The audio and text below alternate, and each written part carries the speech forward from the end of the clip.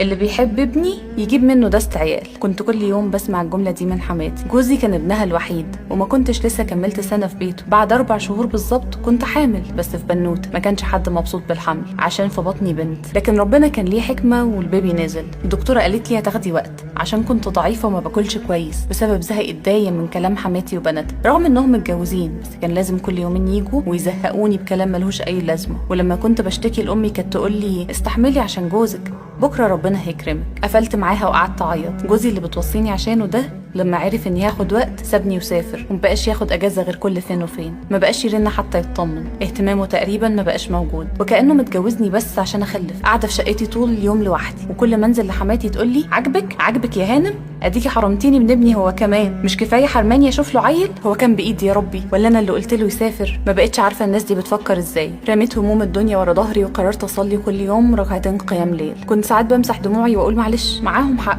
العيال عزوة وسند، واكيد وعايزه تشوف لابنها ابن. ركنت خاطري اللي كانوا كل يوم بيكسروه بكل جحود، وكنت بدعي ربنا عشان يرزقني، عشان اسعدهم. كنت دايما بقعد اقول اللهم ارزقني من قبضة الكرب انفراجا، وارني في القليل بركته وفي السعي اثره، فبهذا الايمان اصبت. وبعد شهرين بدات احس بدوخه. رنيت على جوزي، فرح جدا ونزل من السفر عشان يكشف عليا، والدكتور بشرني خلاص، والكل كان مبسوط. بس بصراحه ما عدا انا، كنت حاسه ان كل حاجه بيعملوها مش عشاني. لو تعبت هيخافوا عشان ابنهم، لو حصل لي حاجه هرجع تاني لنقطه الصفر. فبقيت بسال نفسي كل شويه، هو ليه بعد كل ده قررت اخلف منه؟ وجه يوم الولاده والكل كان باين عليه الفرحه، لكن ابني جاله دور سخونيه ومات. احتسبته عند ربنا يشفع لي، وفي نفس الوقت جالي احساس ان ربنا مش رايد يرزقني بطفل يربطني بعلاقه مع الشخص ده. سبت الايام تاخد مجراها، وفجاه لقيت جوزي خدني من ايدي لبيت اهلي بحجه اني لازم اريح اعصابي، وكل ما قرر ارجع يقول لي لا، لحد ما امه كلمت اهلي عشان نتطلق وكل واحد يروح لحاله. حسيت في الوقت ده ان نزلت من قيمتي لأبعد حد، وعرفت انه ما ينفعش نكمل في التضحيه طول ما احنا شايفين الشخص ده ما يستاهلش، واللي ما يقدرش خطوتي عشان راحته ما يستاهلش حتى من مكاني عشان اقدره. التقدير بيكون للشخص اللي وقف جنبنا لما العالم سابنا نقع. النهارده وبعد 5 سنين الحمد لله اتجوزت راجل حنين، وخلفت منه بنوته ما عندوش اغلى منها في الدنيا. ولما كنت اقول له يلا نجيب لها اخ يسندك ويسندها، كان يقول لي ولو جت اخت يعني